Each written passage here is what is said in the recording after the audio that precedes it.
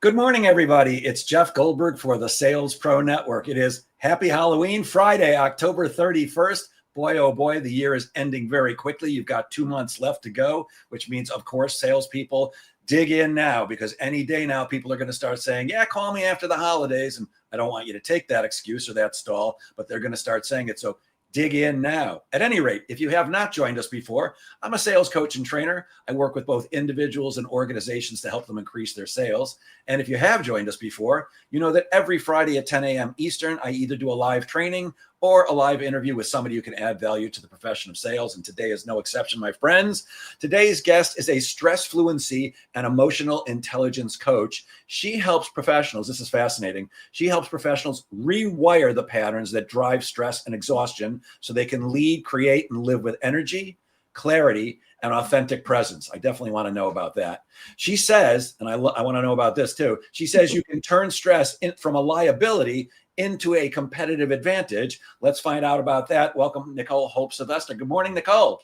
Good morning. Thank you for having me. I'm excited to be here. Oh, I'm excited to hear from you, because I definitely want to know how to turn stress from a liability into a competitive advantage, even though I say all the time I'm not a stressed guy, but I'm betting you're going to probably tell me I am. At any rate, before I get to the 1,000,001 questions that I have for you, could you maybe give us the 2 to 3 minute version of your background? What brought you into this career?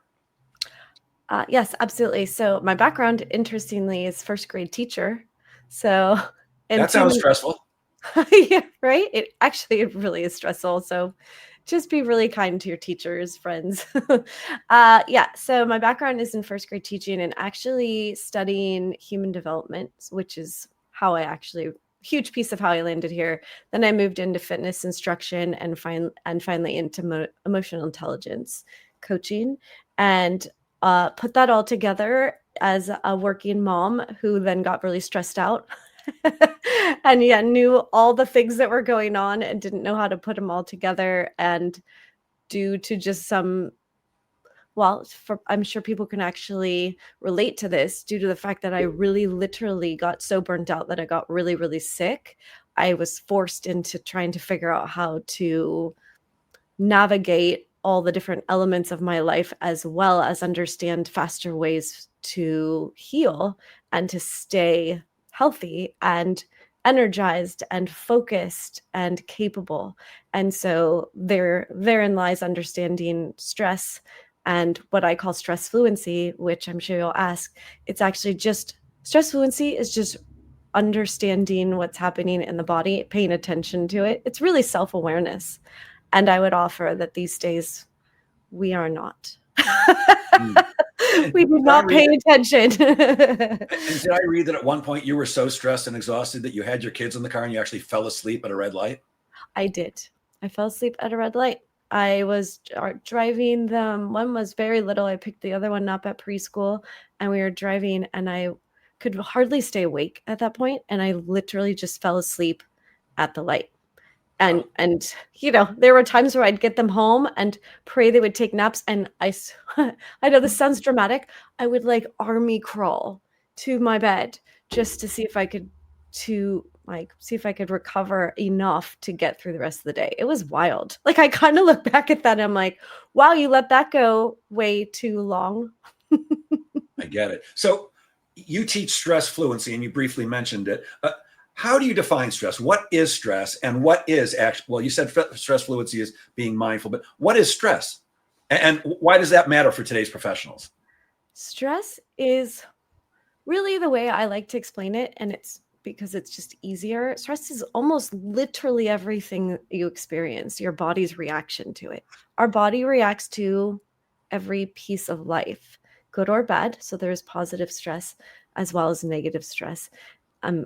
Depending on how you want to look at it. But our body's job, the nervous system, is really to pay attention to all things all the time to stay alive. So it's very primal. So if we look at it from that lens, then behind the scenes, behind what we're paying attention to, is a system that is constantly on alert, right? We call it the nervous system, which I think is funny because it's very nervous. It's always trying to figure out what's up, what's the next thing I have to be aware of.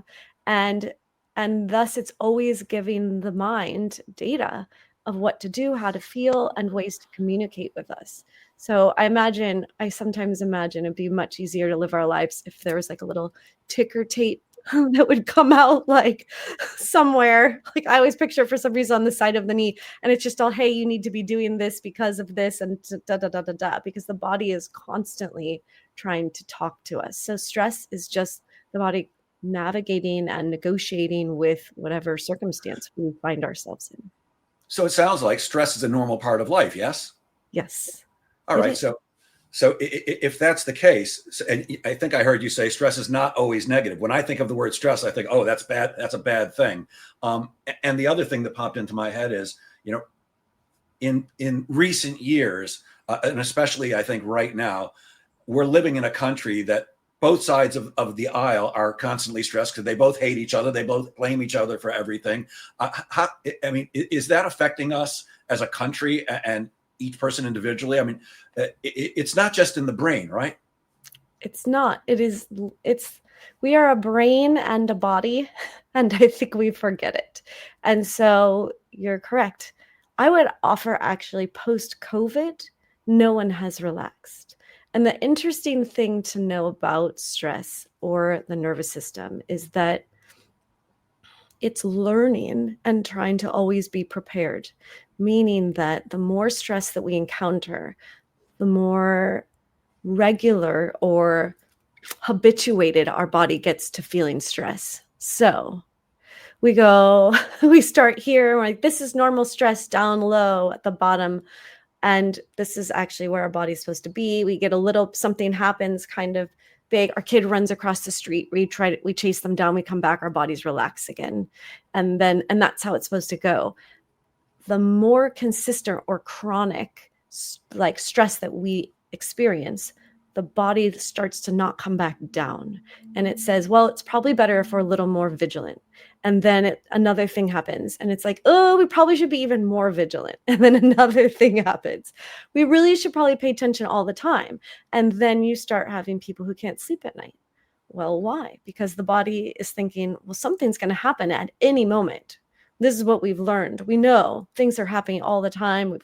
And especially because we have access to so much information, the news and social media, et cetera, that things really are kind of happening all the time. And the body doesn't know what to filter out. And so if something was going to happen all the time, would you fall asleep? No, you have to be ready. And people are like, oh, I can't sleep. I'm like, because your body doesn't think it's safe to fall asleep. Wow. Got it. So why do so many of us ignore stress? Because it's uncomfortable. Like a whole side piece. I know people talk about dopamine and stuff, but I'm trying to think of the easiest way to say it.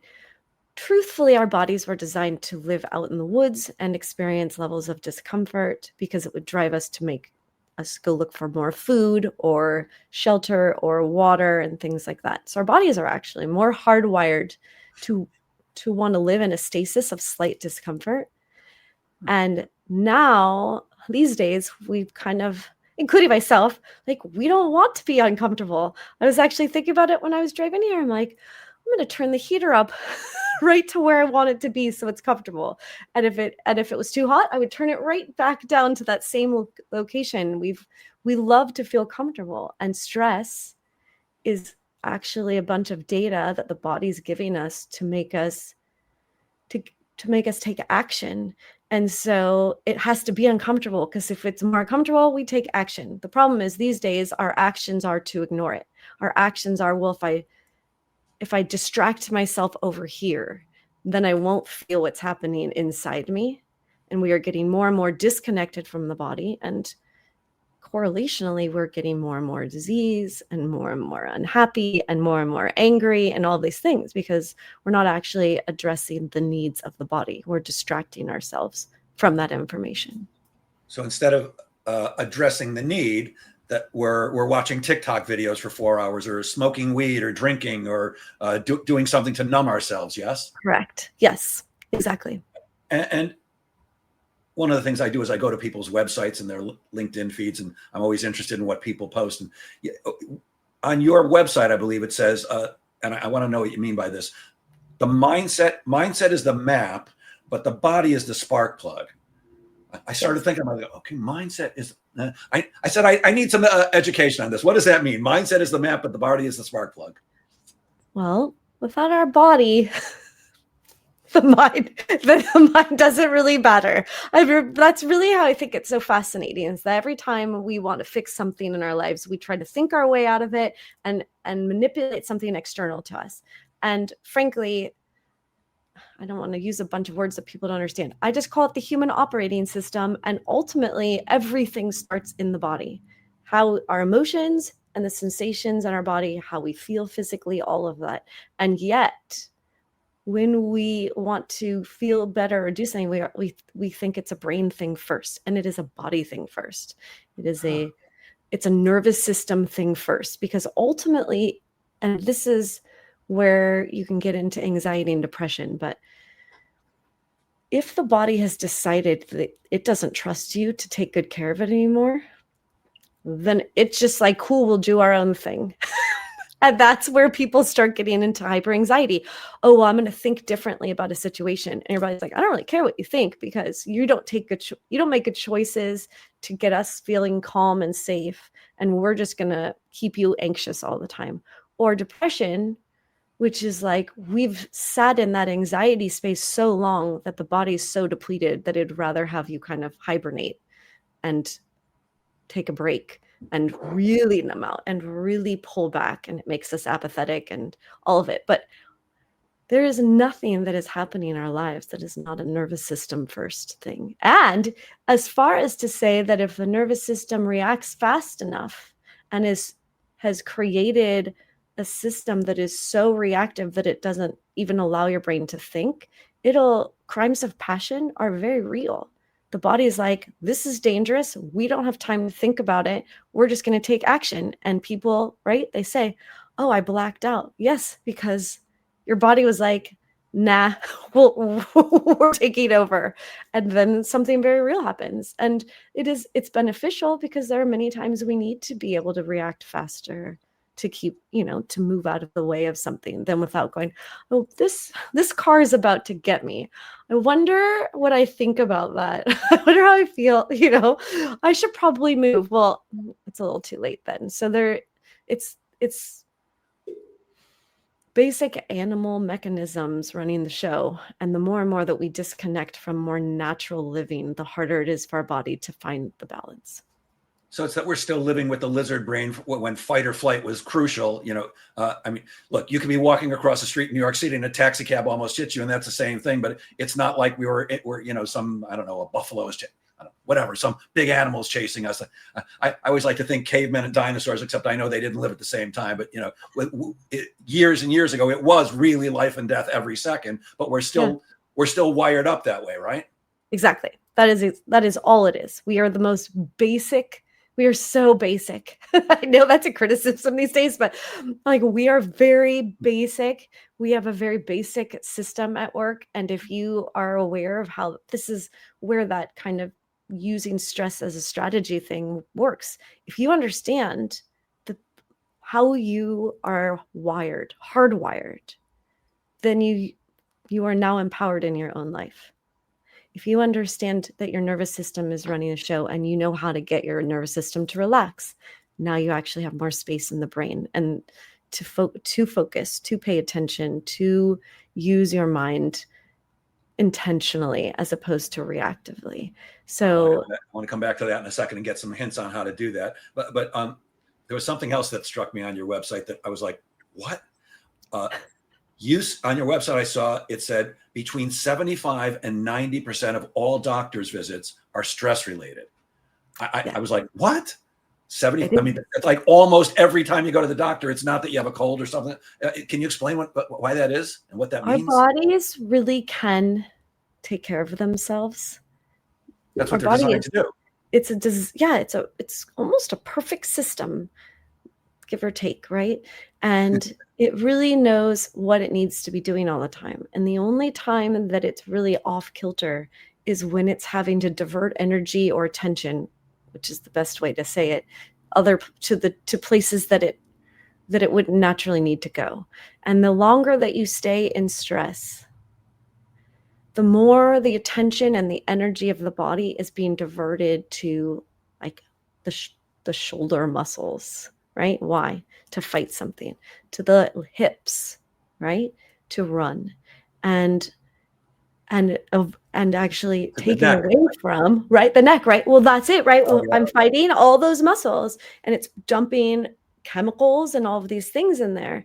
And really a huge piece of it is the chemicals, because what happens when we get alerted? We get cortisol and adrenaline and norepinephrine dropped into the system. Well, if we're on alert all the time, cortisol alone can offset every other hormone in the body. So now the system's out of whack. Like kind of the more we're in chronic stress, like indefinitely. And if your body's out of balance, then it cannot keep itself healthy. And there are then organs and systems and that are now no longer receiving the balance and the chemicals and the hormones that it needs to work effectively. And now you're sick. I mean, it's really basic. Wow. So if we're walking around all day in a world that's full of stress, and each stress trains our body to be more stressed, it sounds like, or be more resistant to calming down, then you used a term a minute ago that I want to ask about. How do we use stress as a strategy? I mean, how do we turn stress from a liability into a competitive advantage? Is it as simple as meditate every day, or how do we, in a world that's insane, pretty much, how do we get rid of that, or at least minimize the effect of that? Because, I mean, stress, I don't know. I mean, you probably know way better than I, but stress on the body is deleterious. I mean, it's not good for anything, right? Well, it is good in the sense that we need it acutely to save us from issues and to respond to things. And it is good. The thing is, we need to see it as data. And that's really how neutral we need it to be. I'm going to use emotion as a good example. Every time we experience something that causes an emotion, the whole point of emotions, including animals have them, right? They're especially the core emotions, is to make us do a thing, take action, right? So even disgust, an animal eats a moth and they're disgusted by it and spit it out. Why? Because that moth was probably poisonous. And, I have that intuitive nature of the nerve system, the body, that goes, this isn't good for us. So spit it out. So I feel disgust. It makes me take action. I spit out the moth and now I continue to live on, right? So that is how we work. That's how emotions work. And that's how body sensations work. They give us information.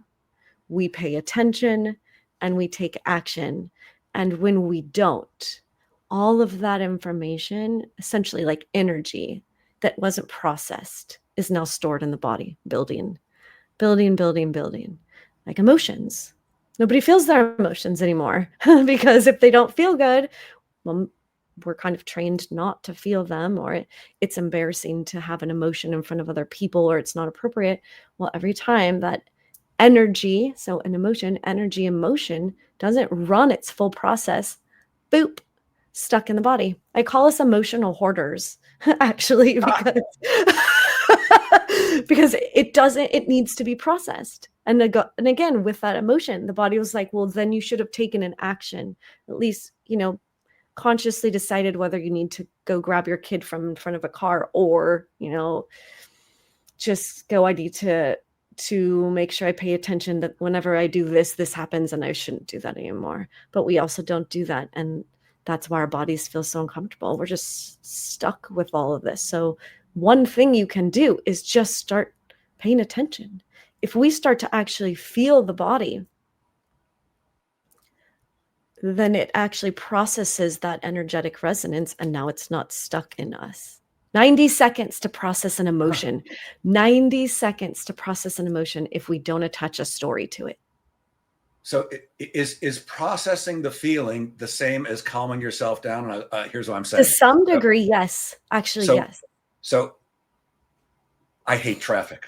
I hate every other driver on the road. Well, I hate every driver that's in front of me. And I especially hate if I'm in the left lane and I'm doing 80 and you don't want to let me pass you. It makes me, or if somebody cuts me off. Now, it used to be that you cut me off, I want to kill you and I'm screaming and I'm honking my horn. And I realized a few years ago, I said, the only one that's pissing me off is really me. And now when something like that happens, what I do is I'll take a deep breath. And I find that deep breathing, at least for me, is calming. And it gives me time to, instead of, I want to freaking kill you. It's like, all right, I still want to kill them, but I'm not going to drive myself crazy over it. Yes. So I would offer, yes, that's a good example. Breathing is a big one for everyone. It is. And I want to say, however, because there's so many people out there, they're like, if you just breathe. So for some people, it does really work. For other people, it doesn't. And this is dicey is not the right word. The tricky place.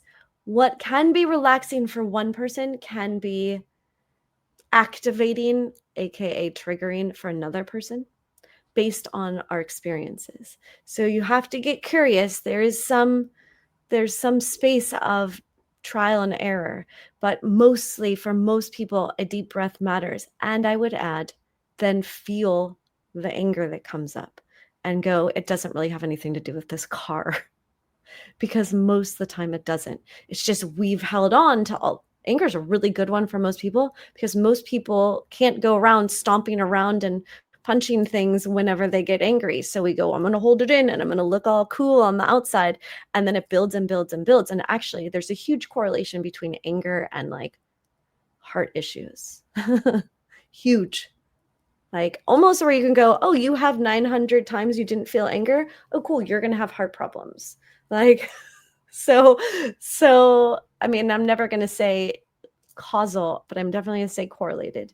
And yes, so a deep breath and then feel the feeling, feel the emotion, because as I feel it, and I would love for you to try this one day.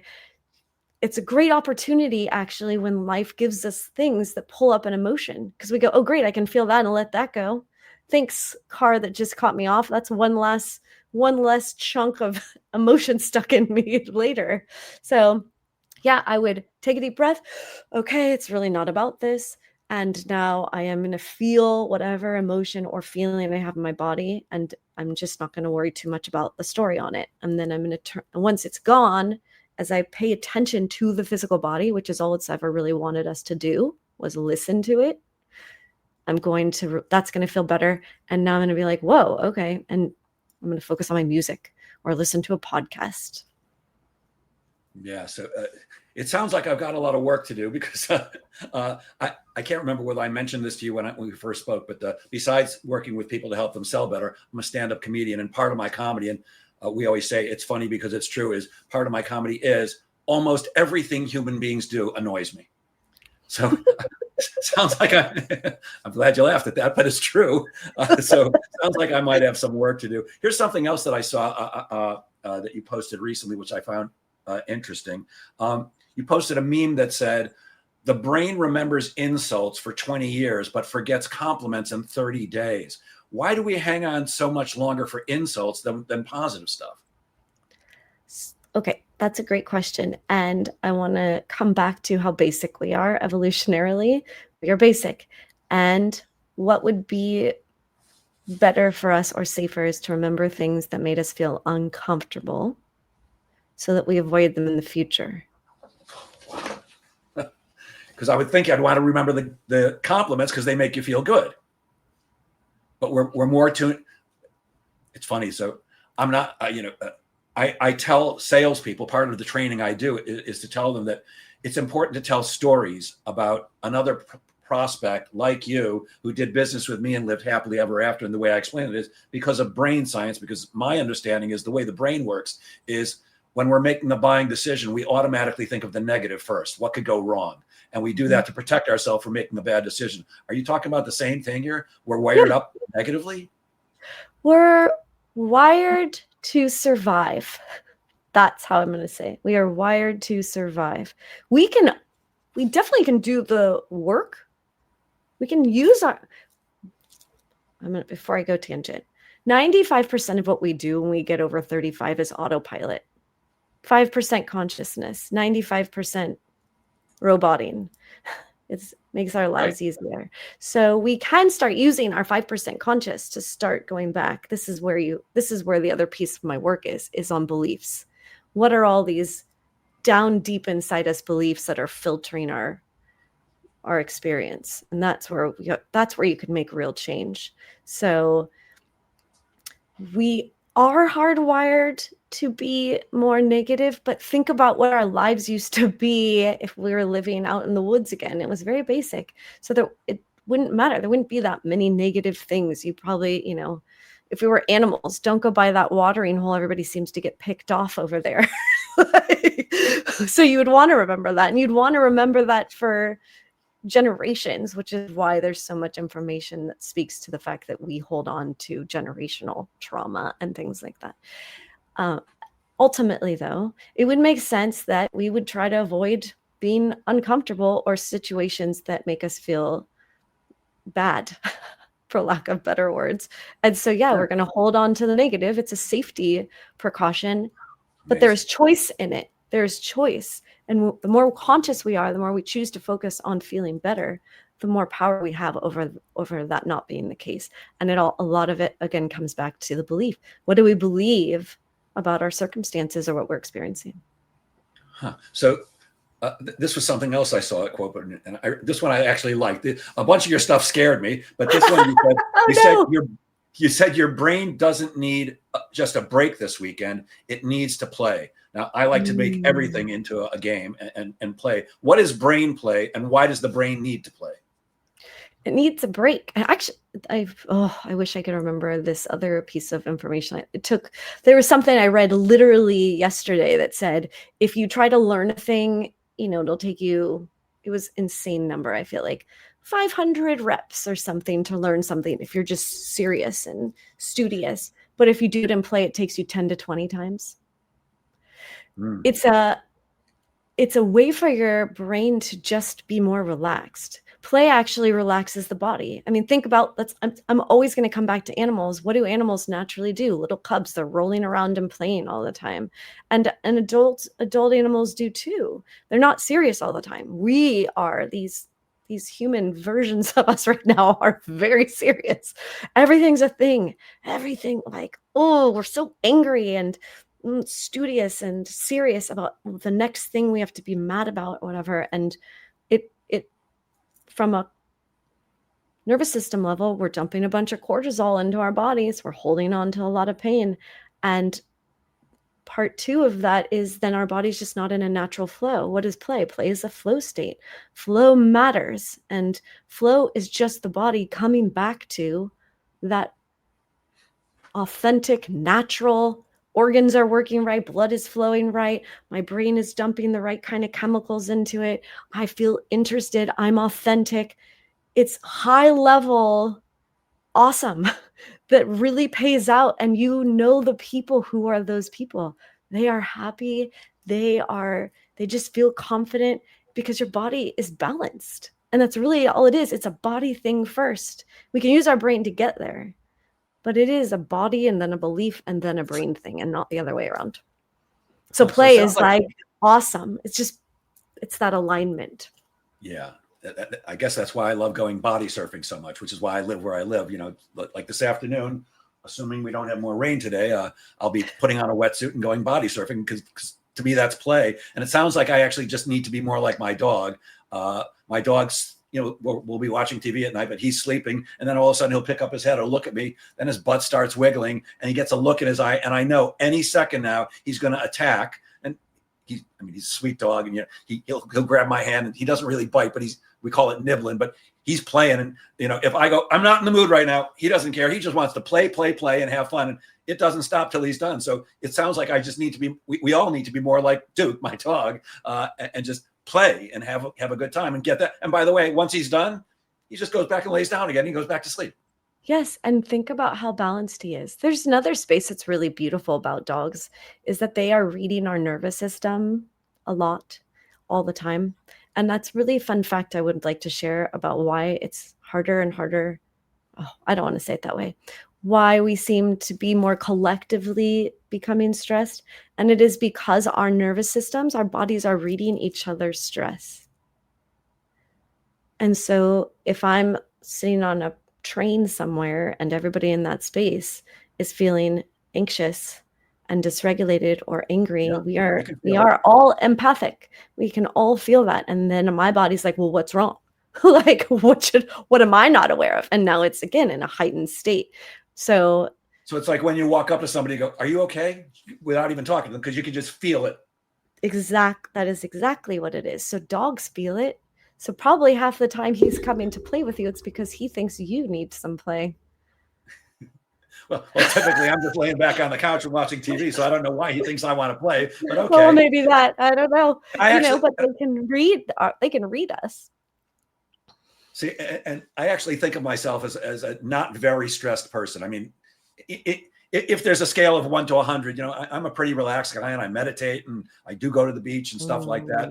But I guess it's possible that I'm ignoring stress that actually is in my life as much as possible, because I don't want to. Politics drives me crazy, and it's overwhelming, and I don't want to deal with that stuff. So maybe I'm not processing it, and he's feeling that. So he says, "Jeff, it's time to play," even though you don't think you're stressed. Yes. Well, and part of that, again, that nervous system response is that was what kind of coming back to the beginning is there's a space where, even for myself, I don't even know that I've even gotten as calm and relaxed in my body consistently as I can, because we can feel what the edges are where we're overwhelmed. But again, the body can come back down to levels that just feel better. And we're like, oh, we're not stressed. But I'll give you an inside tip. If you're on the freeway and every time someone cuts you off, you get all angry, you got something stuck in there still. Because I'll tell you about that one. That Zen Buddha master who's been meditating for 7 hours every day for the last 6 years, he's just like, whatever. So you really can, and that's the biggest thing is my invitation to people everywhere is just to start getting curious. You have to know, I'm trying to raise awareness just so people understand what is actually happening in their body, why they do what they do. Because everything that we do, our body and mind believe is in service to ourselves. And that's a whole nother story. However, it's to stay alive. And so we have to get curious. And we don't, because we are never taught to ever pay attention. We're taught to try to manipulate our external world, to think our way out of problems. And when that doesn't work, we're Nicole army crawling to the bed because her body's breaking down. And I think that's happening more and more and more and more and more. So how can stress become a competitive advantage? I'm going back to the beginning where how does that become an advantage? How do we turn it into an advantage? Because the calmest person in any situation has the most power. So, period. Based on the fact that we can read each other and all of these things. So I like thinking about spies. They're real calm because they need to be alert and aware. If they're reactive, they're not actually thinking about they're not able to take in data and stuff like that. I mean, I think like Mission Impossible, right? I love the scenes with Tom Cruise and everyone's like, you got 9 people and they're all about to shoot each other. And he's just standing in the middle. He's like, everybody, let's take a breath. Like, let's calm down. Da, da, da, da. It's one of the best scenes because in the background, he's chill. Going, it's not that his body doesn't know he needs to take action, but he also has space to take action. And the more our bodies are stressed out, our brains don't work anymore. That's why people have brain fog, That's why they can be ineffective at work. That's all these things, because when we're reactive state, literally energy is being cut off to the brain and being dumped into the body because we're animals. So you can't think right, period. So the calmest person in the room, who has the most regulated nervous system, has way more capacity than anybody else and can be reading everybody's body language. Really high level negotiators are reading your hand signals. But if your nervous system's dysregulated, you're doing a lot of things because your body's, and they're like, I can tell, I listen to a man go, I can tell if I'm going to win this massive negotiation based on how tight someone's fingers are, because our bodies are huge tells. And if we're not paying attention, then they're just giving it all away. See, this is right in line with my thinking because, there's psychological reasons why I don't like getting in arguments. My father was crazy and spent time in mental institutions and screamed and hollered. I'm a very calm guy. I don't like to get into I like to have a good discussion, but I don't like to argue. And my ex-wife loved to argue, and she would scream and holler. And I know that she would think, because the louder she would get, the quieter I would get, which I'm sure meant to her, he doesn't love me, otherwise he'd be arguing. But in my mind, if I'm out of my mind, how do I actually have that discussion with you? The calmer I am, the better I can have this discussion with you. Mm-hmm. It's true. It is 100% true. And fun facts for people.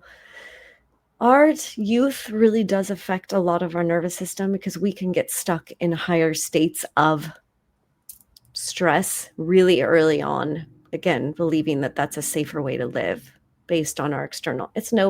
I'm not pointing fingers at parents because Lord knows I'm doing a lot of fixing for my own children at this moment from all of my anxiety and stress when they were younger. But our kids feel everything. And now as adults, we have to remember that we felt a lot and those experiences created beliefs, et cetera, et cetera. And it all comes back to who do we need to be to stay alive and how do we need to behave to stay alive? And that's it. That's our hardwiring. And that's why a lot of us are so stressed. So we have to get curious.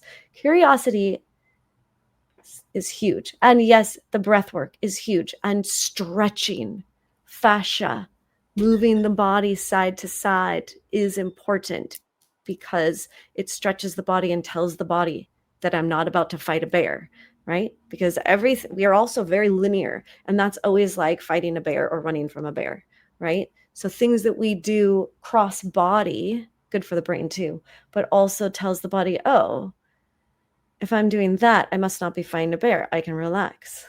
So there's so many body movements that we can do also to tell the body, hey, it's cool.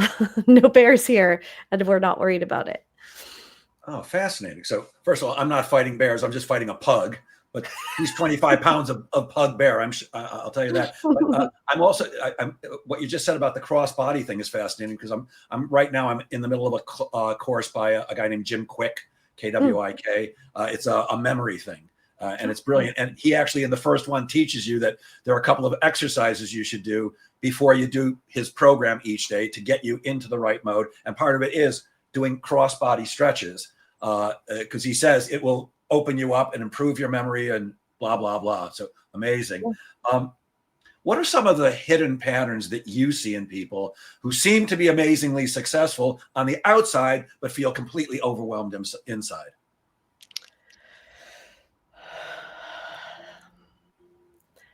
They don't feel so much. You can tell, I'll be like, how you feeling? Fine. How you doing? All right. Good. Yeah, good. Kind of deferring. And I know it's kind of a common practice for us, but especially for my clients, I'm like, no, how are you feeling? Oh, no, I feel really good.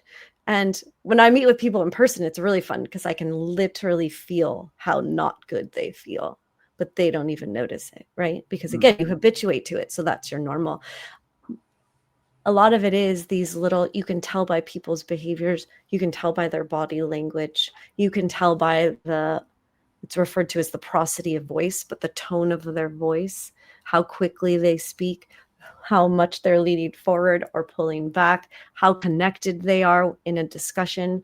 Do they listen? Are they constantly trying to control things? There's so many different elements that will show that. And people that are overwhelmed are very reactive, very reactive. So anything that is outside of what their expectations are for the moment is a thing that they don't have time for. So you can just be like, what do you think about blah, blah, blah? I can't think about that right now. Da, da, da. And there's a space where, yes, we are in control of our attention, but you can you can feel it, you can see it, and we know. And I also have some fun questions just for them to figure out. I mean, again, I love that you brought up the people cutting you off of, driving, because if you kind of think about it, you're like, why is it that big a deal? And so then we go, well, is it a really big deal? Well, I don't know. I wouldn't like it, but does it require this kind of like raginess that comes up? And that's interesting. That's sitting right close to the top. How relaxed really am I the rest of the time? So it's that. And that's where it comes back to a lot of self-analysis and getting curious. I had a friend say the other day, her husband was like, I can't return texts. Why do people keep texting me? Whatever. We're like, text takes 10 seconds, maybe 15. But if your brain is so full of trying to react to the things happening in your body, right? All these alarms going off because your body is dysregulated, then you don't have the capacity. It's called your adaptive reservoir. You don't have space. Like, you literally don't have space for anything to go outside of barely what you're holding on to. So thank you for the psychology session, because I just realized something, and I don't know what it means, but cut me off in traffic, I'm pissed off. Go in front of me, going too slow, I'm pissed off. I also get annoyed if I'm in the grocery store and you leave your shopping cart in the middle of the aisle and walk away, and I've got to now move it. So there's something about me being blocked, I think. I don't know what it is. I'm gonna have to explore that one. Yay. I mean, that's it. And that's the thing. You just go, that's interesting. That's why I tell my clients, that's an interesting reaction. That does bother me. What belief do I have about it? What do I feel about right now that it's a problem for me to move someone else's cart? Because I will tell you, in a space of calm and clarity, nothing really matters. You're just like, they feel pretty good. Oh, someone left their cart there. Okay.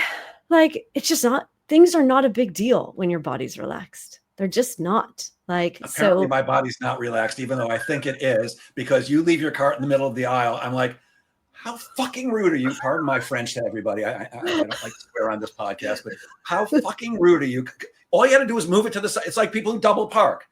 Yeah. What gives you the right to do that?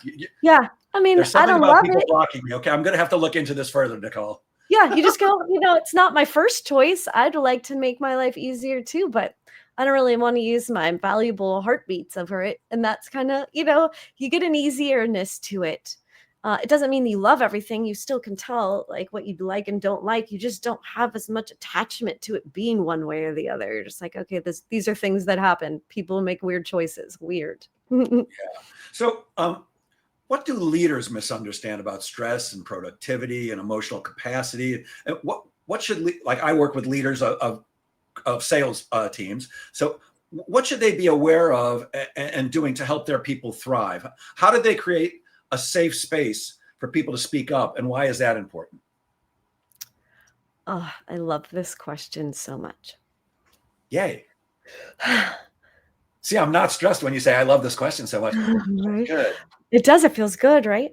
Yeah, so how we present ourselves, every person that is in front of us is reading. So at the baseline of it, my nervous system is giving out data, everyone else's nervous system in the room. And the reason why is because, just so people understand this, my body is always trying to read other people's bodies, assessing threat. So if someone's calm in front of me, I'm like, oh, cool. This is great. I feel calm. That's that safety piece. It's co-regulation, actually, right? Kind of the way moms and babies are supposed to, or like a mom's supposed to relax a baby. Same thing as the adults. We know, just as a heads up, we didn't grow out of that. Same thing with adults. So my body is reading the person's body in front of me. So not only am I feeling their energy, if you will, but and we talk about this, right? Do you resonate with that person?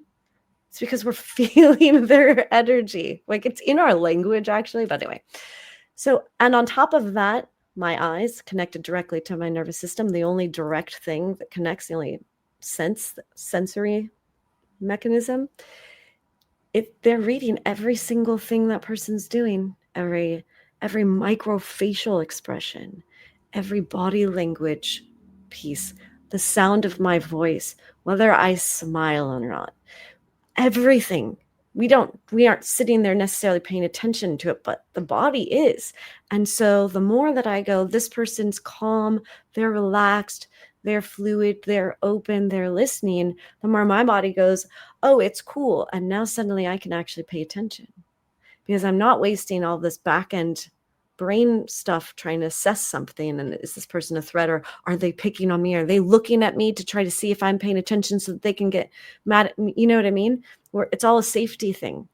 And we are tribal, or I call us herd animals, which means that it really matters to us that people care about us and respect us, because if they didn't, and we were a zebra, they would kick us out of the zebra herd, and all of a sudden I'm picked off by a lion. So we really care. So our brains are really in the background, working very hard all the time to figure out if this person likes me, if they're safe. And who do I have to be and how do I have to behave to get them to continue to like me and continue to keep me in the herd? So the very first thing leaders need to do, and it's the irony of it, because they have so much on their plate that I think people don't honor. They really are working hard. Everyone's working hard, but leaders are too. But there's some expectation that they're superhuman, and it makes me frustrated sometimes. But the key is they, more than anyone else in that room, need to be calm. Calm is power.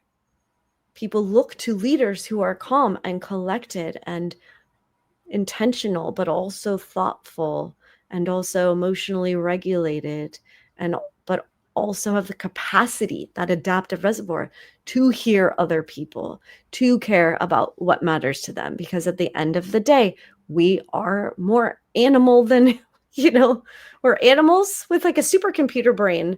And so we have to address the body and the emotions really first, this kind of natural piece of us. And then we can go, okay, now let's think and innovate and all of this. But we have to set a tone, and that tone needs to be a very body regulated.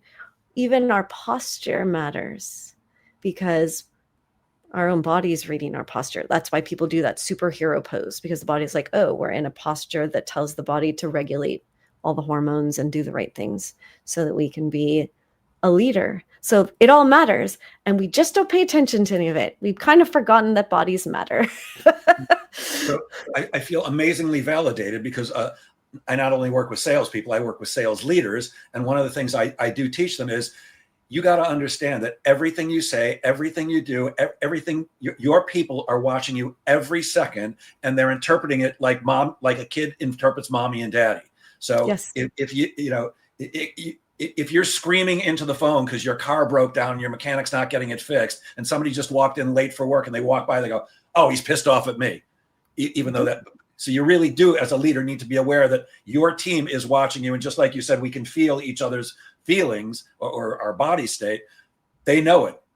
Yeah, that's amazing. It. And that's really all it is. Like, yes, other things matter, but ultimately we can't get people really worked up and then go say, hey, now go do really well. Because again, the more the body is worked up, the less the brain is actually working. And most work requires the brain to work. And especially in sales, all sales is body language, tone of voice. How am I offering you this information? Just like you were saying, you're working the system. I wish there was a better word for it, but it's like polite manipulation. And that has to start with the body. Frankly, I think there's a good book that I've been trying to find. I haven't been able to find it because I can't remember the title, but it's like a con artist who wrote a book, because con artists are phenomenal at working with people, great leaders, because they understand that it's all about the body and how we talk. And even micro. I was listening to a woman who does human science, and she's always talking about this. And con artists, if someone's doing this, like, you need to do that to them, because look what just happened to your head. It actually makes people's heads shake, like go nod up and down. She said she's watched entire stadiums of people where the person's talking like this, and now everyone in the stadium is nodding their head like this, because bodies read bodies. We have mirror cells in our brain that literally mirror the people in front of us. So what do you want mirrored back at you? Calm, regulated, choice, intention, decision-making, clarity? Or do we want ferociousness, anger, and all that stuff? Because it travels like the plague. Yeah. And that's why I tell salespeople, if you're late for work and you ran over your kid's bicycle on the backing out of the driveway and you got a speeding ticket, that's not the time to get on the phone and make cold calls, because people are going to pick that up even through the phone. They're going to hear the stress in your body is going to come through in your voice, and they're going to know it. Now, your work blends science, body awareness, and personal choice. How does this approach differ from like a traditional wellness program? Well, it's interesting, because when I was going through my kind of like fixing stage, my fixing era, trying to understand how not to be stressed anymore, I did see a lot of different people, including psychologists and nutritionists. A lot of my history was in fitness and yoga and things like that. And I'm like, none of them were really the solution, because it's not just one thing. And, we go and see like a lot of therapists generally are only focused on your mindset, or even a lot of coaches, right? Oh, it's your mindset. If you can think this way, yeah, thinking matters. Being conscious and aware of your thoughts matters. Again, beliefs matter, but they don't even work on beliefs. They're just like, affirmations, drive, determination, focus on your goal, whatever. Okay, yes. And then wellness people are like, oh, stretch and move, whatever. I'm like, okay, yes. And then there's this whole belief center, which it's taken a lot of people, I think, time to understand.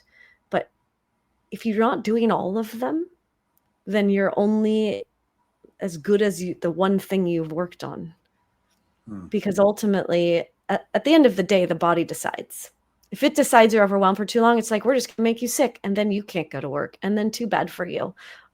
Ultimately, that's what it lands on. And my concern for so many people these days is they're working so hard to get to this point where they're not going to have to work hard, and they're just going to be so sick at that point that it won't matter. They just won't even be able to enjoy it. And that's my bigger concern in general. The more that we lean into it, this lacking of awareness of how to keep the body regulated, of being conscious of why I do what I do, which is a body reaction and a belief together that comes into the brain and we do something. If we're not self-aware, we're not self-understanding, then we are literally living in a robotic kind of autopilot mode, with being coerced, if you will, into believing that this is the right way to do it, and that Sirius is the only way, and all that. And then we get to this spot, this future point that we've created, like, oh, we're going to be so happy then. This is where we're going to be happy. And then we're not, because we're sick and we're full of a bunch of emotions. So we're cranky all the time. And we have never challenged any old adaptive beliefs that we had. So we have a very skewed view of how the world should be, and we can't adjust to how it has shifted. And, it doesn't work. One of my biggest terms that's on my website used to be is happiness is the point and the path. So we're trying to get to happiness because that's what we want. Generally, everyone's doing a thing because they think they'll feel better. So I kind of say feeling good and happiness are very synonymous. But the path to it is actually also happiness. Happiness is an indication that what we're doing is really aligned for us. Feeling good means we're taking care of our bodies and our minds and all the things. And it actually gets us to a point where the body's working better, so our brains work better, we have more solutions, and we are more effective. We're in that flow state. Flow takes us to all the places that we want to go, and we get to enjoy it along the way. So my approach to wellness is that it can't just be one thing. We have to look at our body as an entire whole and love it, honor it, and get curious about it. And then we get to essentially, the word that comes to my mind is like dominate our life, but we do, because now we know why we're doing what we're doing, and that we get to maintain it, right? That's a sustainability piece in it, because we're taking care of our body, and we get to get really curious about who we really are and what we really do want, all that. We are a whole body. So we need to treat ourselves as a whole body, and not just this little tablet stuck to one of those, like a little machine rolling around.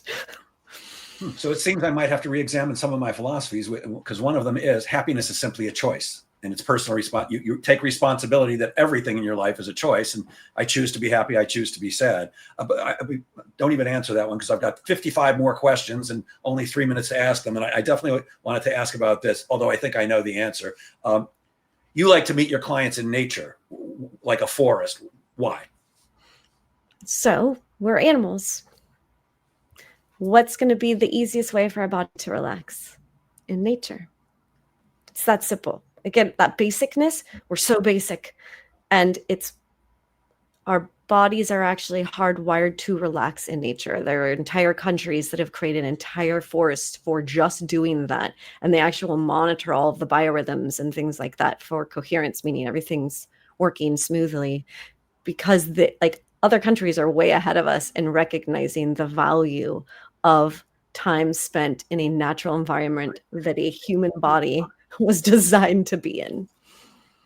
So that fully explains why I love the beach so much and why I tell people all day long, there are two places where I feel most at home. One is on the comedy stage, but the other one is in the ocean. When I'm in the ocean, as it's funny, my next door neighbor and I go swimming and body surfing together constantly. And we both have this thing, we'll get to the beach, there's that part where you get to the sand and then your feet get in the water. And then when you finally get in, I can literally feel my body just going, because it just, there's no other word. It just feels right.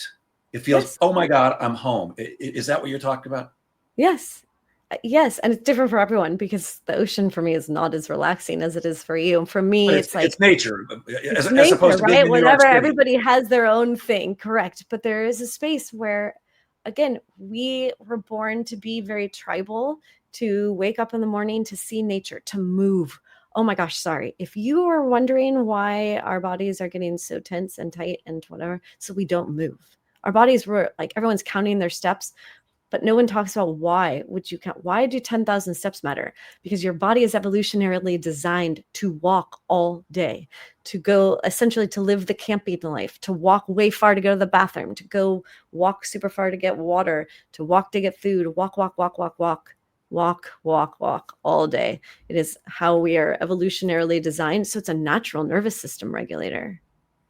It's farther that we come from living like a tribal kind of life or hunter-gatherer lifestyle, the harder it is on the body to stay calm, because so much of what that was already like dancing and singing around the fire at nighttime. Super good for nervous system regulation. Humming, nervous system regulation.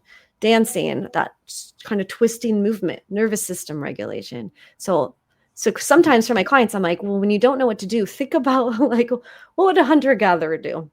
They would walk, they would sing, they would dance, they would breathe, they would drink water, they would eat protein and some nuts or something, some berries.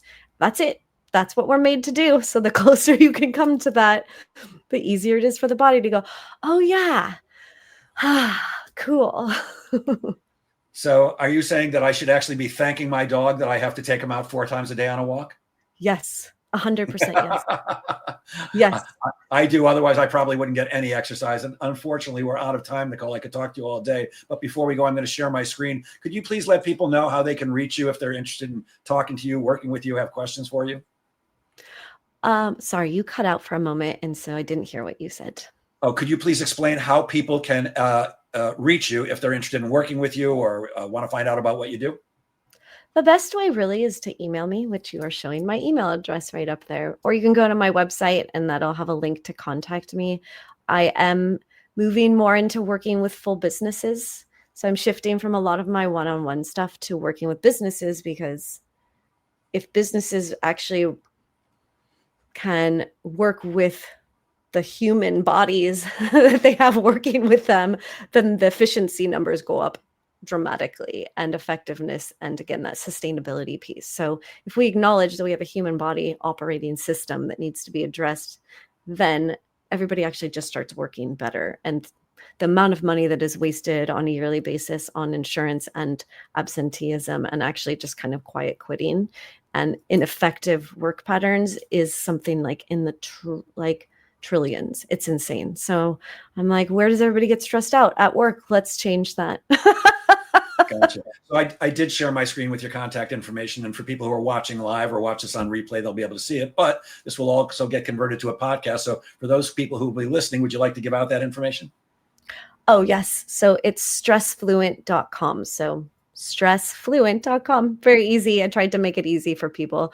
And just come to the website, send me a message. I really love I love talking about this because my goal is really to spread awareness. We are really disconnected from understanding our bodies, and we keep going farther away from it. So I kind of want to stand on a mountaintop right now and be like, if you understand this, your entire life changes. And if you can take care of yourself, then the entire world changes. Because if everybody knew really how to stay calm in their own bodies, can you imagine how peaceful our world would be?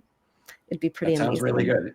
So we either need to all get calm in our bodies, or maybe we all need to move to Montana or something like that. And we are out of time. So thank you so much for sharing your brilliance so generously. It was fantastic. And I'll leave, as I always do. Gang, please remember that sales is a game of making things happen. So get out there and make sales happen. Have a great weekend, everybody. Have a great weekend, Nicole. Thank you. Thank you.